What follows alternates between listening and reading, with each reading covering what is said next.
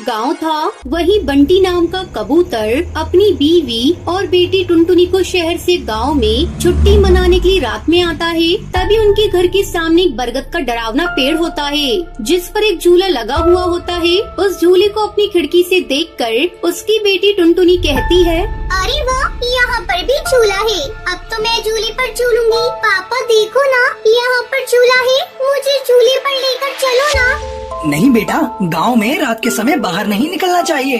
पर टुनटुनी उसकी बात नहीं मानती और रात में सबके सो जाने के बाद उस झूले पर झूलने आती है। अरे वाह, कितना मजा आ रहा है झूला झूलकर। ये कहकर वो उठने की कोशिश करती है, लेकिन वो उठ नहीं पाती। अरे ये क्या हो रहा है, मैं उठ क्यों नहीं पा रही हूँ। माँ पापा बचाओ मुझे, बचाओ माँ। उसकी आवाज सुनकर बंटी कबूतर और बबली कबूतरी टुनटुनी को देखने के लिए कमरे में जाते हैं, पर टुनटुनी वहाँ नहीं मिलती। तभी दोनों झूले के पास टुनटुनी को बेहोश देखते हैं। मेरी बच्ची, ये क्या हुआ तुझे? इतना मना किया था, लेकिन फिर भी तू झूले के पास चली गई। बबली, तुम परेशान मत हो, इसे अंदर लेकर चलते हैं। फिर पानी डालने पर टुनटुनी होश में आ जाती है। फिर सब सो जाते हैं। अगले दिन रात होने के बाद टुनटुनी अचानक से उठती है और उसकी आंखें लाल हो जाती हैं, क्योंकि अब उसमें झूले वाली भूतिया चिड़िया की आत्मा का वास हो जाता है और टुनटुनी झूले पर जाकर झूलने लगती है। किसी को नहीं छोड़ूंगी, सब मरेंगे, कोई नहीं बचेगा यहाँ पर। तभी बंटी उसे झूले पर बैठा हुआ देख लेता है और गुस्से में कहता है, मैंने तुम्हें मना किया था ना यहाँ आने को, पर तुम फिर क्यों आई? टुनटुनी, मैं कुछ पूछ रहा हूँ, क्या तुम्हें कुछ सुनाई नहीं देता? बेटा क्या हुआ? रात में 12 बजे झूले पर क्यों झूल रही है? ये सुनते ही भूतिया टूनी चिड़िया की आत्मा बंटी कबूतर को मारने लगती है। क्या है, क्यों मुझे परेशान कर रहे हो? जैसे झूला भी नहीं झूलने देते हो, हट जाओ मेरे सामने से, मुझे झूला झूलना है। टुनटुनी बेटा, तुझे क्या हुआ है? ऐसे क्यों कर रही है? टुनटुनी, जरूर कोई बात है, कुछ तो गलत हुआ है। हाँ, गलत तूने किया है यहाँ आकर, अब मैं तुझे नहीं छोड़ूंगी। तभी बबली कबूतरी वहाँ आ जाती है। अरे टुनटुनी, तू अपने पापा को क्यों मार रही है? क्या हुआ है तुझे? इसके बाद भूतिया टूनी चिड़िया की आत्मा झूला झूलते झूलते बेहोश हो जाती है और टुनटुनी वहाँ गिर पड़ती है। बंटी को टुनटुनी पर भूतिया चिड़िया की आत्मा का साया लगता है। वो उसे अंदर ले जाकर रस्सी से बांध देता है, साथ ही तांत्रिक बाबा को बुला लेता है। तभी तांत्रिक मंत्र पढ़कर लॉकेट टुनटुनी के माथे पर रखता है। तभी एकदम से वो आत्मा बौखला जाती है और चिल्लाकर कहती है, छोड़ो मुझे, किसने पकड़ा है? मुझे छोड़ो, नहीं तो मार डालूंगी। तांत्रिक, तेरी इतनी हिम्मत, तूने मुझे बांधा, बोल, हटा मेरे माथे से लॉकेट। तांत्रिक के मंत्र पढ़ते ही भूतिया चिड़िया की आत्मा की शक्तियाँ कमजोर हो जाती हैं और वो चिल्ला उठती है और साथ ही आसपास की सारी चीजों को तोड़ने फोड़ने लगती है। भूतिया चिड़िया की आत्मा, तू क्या समझती है? एक तू ही शक्तिशाली है, मैंने भी काली शक्तियों में महारत हासिल कर रखी है। अब तेरा सर्वनाश होना निश्चित है। अब चुपचाप बता दे, तू इस चिड़िया के शरीर में क्या कर रही है? नहीं बताऊंगी, मैं तुझे नहीं बताऊंगी। जो करना है तांत्रिक तू कर ले।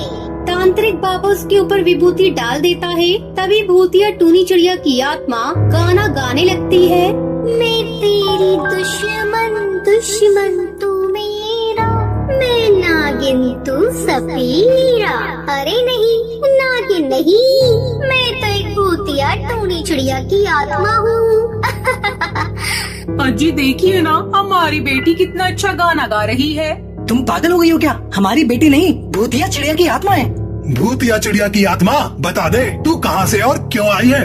मेरा नाम टूनी था, मैं इसी गांव में रहती थी और मुझे झूला झूलने का बहुत शौक था। एक दिन मैं इसी पेड़ पर अपने झूले से झूल रही थी, तभी मेरी सहेली ने आकर मुझसे कहा, ए टूनी, जरा मुझे भी झूलने देना, मुझे भी बैठना है। कितनी देर हो गई है तुझे? थोड़ी देर रुक जा, पहले तू मुझे झूला झुला दे। अब तू देख, तुझे कितनी तेज का धक्का देकर जाती हूँ। ऐसा झूलेगी कि जिंदगी भर नहीं भूल पाएगी। सुंदरी कौवी ऐसा बोलकर अपनी सहेली टूनी चिड़िया को जोर से धक्का देकर झुलाने लगती है। तभी वो बरगद के पेड़ की जड़ को टूनी चिड़िया के गले में फेंक देती है, जिससे उसका गला दबकर मौत हो जाती है। जब से मैं भूतिया चिड़िया की आत्मा बन गई और मरने के बाद भी इस झूले पर किसी को नहीं झूलने देती, और फिर मैंने अपनी सहेली सुंदरी को भी मार डाला। टुनटुनी झूले पर झूलने आई तो शरीर में ही कब्जा कर लिया। बस बहुत हुआ, तेरे अब जाने का समय आ गया है। तांत्रिक बाबा इतना कहते ही भूतिया टूनी चिड़िया की आत्मा पर गंगा जल छिड़क देता है, जिसके बाद उसकी आत्मा टुनटुनी के शरीर से बाहर निकल जाती है। रामपुर चलोगी क्या और कितने पैसे लोगी? देखिए साहब, वैसे तो 20 रुपए भाड़ा है, लेकिन रात का समय हो रहा है और ऊपर से मौसम भी खराब है, तो मैं आपसे 40 रुपए लूंगी। ठीक है ले लेना, लेकिन तुम मुझे जल्दी से वहाँ पहुँचा दो।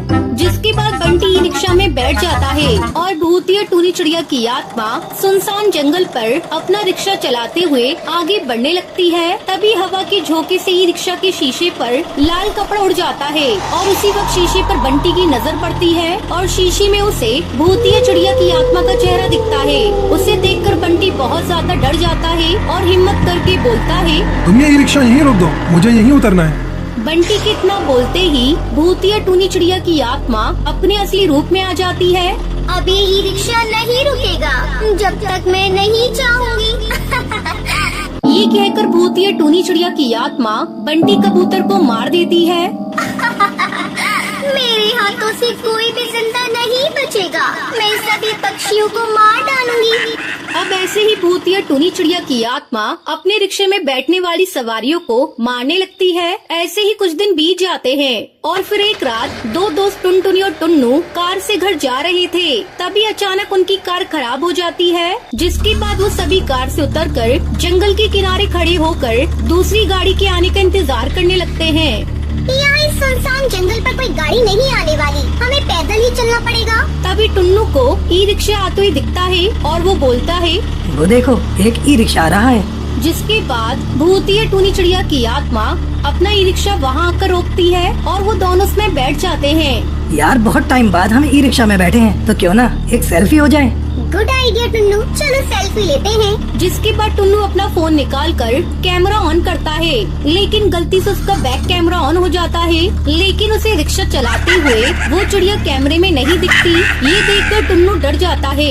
क्या हुआ, मैं तुम्हें कैमरे में नजर नहीं आई ना? इतना बोलते ही भूतिया टूनी चिड़िया की आत्मा अपने असली रूप में आ जाती है। अब तुम में से कोई भी जिंदा नहीं बचेगा, मरोगे, सबकी सब मरोगी। लेकिन तुम हमें मारना क्यों चाहती हो, बताओ मुझे। पक्षी की शक्ल में तुम सब भेड़ियों दरिंदे हो। इतनी खुश थी मैं अपनी जिंदगी में, लेकिन उन पक्षियों ने मेरी जिंदगी को बर्बाद कर दिया। मैं अपनी माँ बबली के साथ रहती थी। पिता के बाद घर की सारी जिम्मेदारी मेरे कंधों पर आ गई थी। मैं रात में ई रिक्शा चलाया करती थी। एक दिन की बात है, मैं सवारियों को छोड़कर अपने घर जा रही थी। तभी उस वक्त तेज बिजली कड़कती है और बारिश शुरू हो जाती है। तभी कालू हरी तोता नशे में तो मेरे पास आए और मुझसे कहने लगे, ए चिड़िया, रिक्शा खाली है क्या? हमें अपने घर जाना है। खाली तो है साहब, लेकिन मैं नहीं जा सकती क्योंकि मैं अपने घर जा रही हूँ। ऐसे कैसे नहीं लेकर जाएगी, मैं देखता हूँ। इतना बोलकर कालू उसके साथ बदतमीजी करने लगता है। छोड़ दो मुझे, मैं तुम्हारे आगे हाथ जोड़ती हूँ, मुझे मेरे घर जाने दो। घर पर मेरी माँ मेरे इंतजार कर रही होगी। अरे तूने मना करके बहुत बड़ी गलती की है, इसलिए हम तुझे कहीं का नहीं छोड़ेंगे। जिसके बाद उन दोनों ने मुझे मार दिया और तभी से मेरी आत्मा यहाँ भटक रही है और मैं ई रिक्शा चलाकर पक्षियों को मारकर अपनी मौत का बदला ले रही हूँ। मैं मानती हूँ तुम्हारे साथ बहुत बुरा हुआ, लेकिन तुम उन बुरे पक्षियों की सजा अच्छे पक्षियों को मारकर क्यों दे रही हो? ये कहाँ का कानून है? अब तुम यहाँ से चली जाओ। टुनटुनी की बात सुनकर भूतिया टूनी चिड़िया की आत्मा को अपनी गलती का एहसास हो जाता है।